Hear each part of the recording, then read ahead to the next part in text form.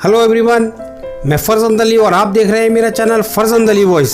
दोस्तों, इस वीडियो में मैं आपको बताऊंगा इनकम टैक्स के बारे में। इनकम टैक्स में इनकम टैक्स रिटर्न की ITR 2 कैसे जमा होती है और इनकम टैक्स की ITR 2 कौन कौन जमा करते हैं। और मैं ये बताऊंगा आपको कि अगर आप शेयर ट्रेडिंग करते हैं, म्यूचुअल फंड वगैरह पे इन्वेस्टमेंट किया हुआ है आपने, या क्रिप्टो करेंसी में आपने इन्वेस्टमेंट किया, या आप ट्रांजैक्शन करते हैं, तो आपको ITR 2 जमा करना चाहिए।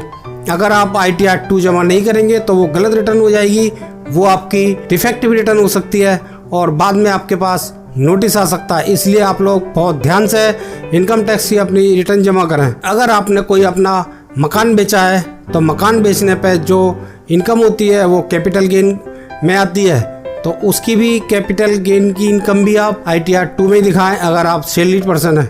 और अगर आप बिजनेसमैन हैं और आपने कोई मकान वगैरह बेचा है तो उसकी इनकम आपकी ITR 3 में जमा होगी। और मैं आपको ये भी बता दूं, शेयर मार्केट में ट्रांजैक्शन करने वाले या म्यूचुअल फंड में ट्रांजैक्शन करने वाले, इनको ये जानकारी होना चाहिए कि उनके द्वारा किए गए ट्रांजैक्शन इनकम टैक्स के कैपिटल गेन में आते हैं। और ये दो तरह के होते हैं, एक शॉर्ट टर्म कैपिटल गेन और एक लॉन्ग टर्म कैपिटल गेन।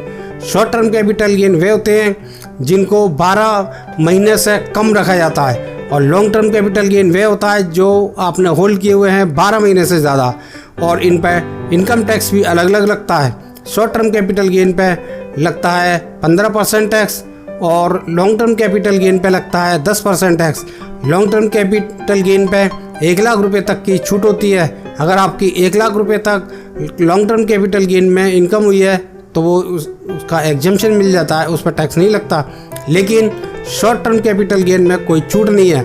और मैं ये भी बता दूं आपको कि जो 7 लाख रुपए की जो लिमिट होती है उसमें ये नहीं आते स्पेशल रेट वाले, तो ये इनकम है, ये दोनों स्पेशल रेट के तहत इनकम आती है, तो इनको जोड़ा नहीं जाएगा। अगर आप कोई गेमिंग वगैरह से कोई पैसे जीतते हैं तो उसकी भी आपको रिटर्न जमा करनी चाहिए, और वो भी ITR 2 में। अगर आप सैलरीड पर्सन है तो ये ध्यान रखें आप अपनी इनकम टैक्स रिटर्न सही फॉर्म में जमा करें।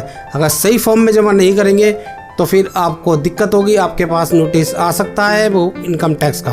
तो मैंने आपको बता दिया कि कौन कौन ITR 2 जमा करेगा। अगर आपकी इनकम शेयर ट्रेडिंग से है, या म्यूचुअल फंड वगैरह में इन्वेस्टमेंट किया है, या क्रिप्टो करेंसी वगैरह में आपने इन्वेस्टमेंट किया है, ट्रेडिंग करते हैं, मकान वगैरह बिका है आपका, तो उससे होने वाली इनकम को किस फॉर्म में जमा करेंगे, तो मैंने आपको डिटेल से बताया। अगर आपको मेरा ये वीडियो अच्छा लगा हो और आपको समझ आ गई हो तो मेरे इस वीडियो को ज़्यादा से ज़्यादा शेयर कीजिएगा और लाइक कीजिएगा। और अगर आपने मेरे चैनल फरजंद अली वॉइस को अभी तक सब्सक्राइब नहीं किया है तो प्लीज़ सब्सक्राइब कर लीजिएगा।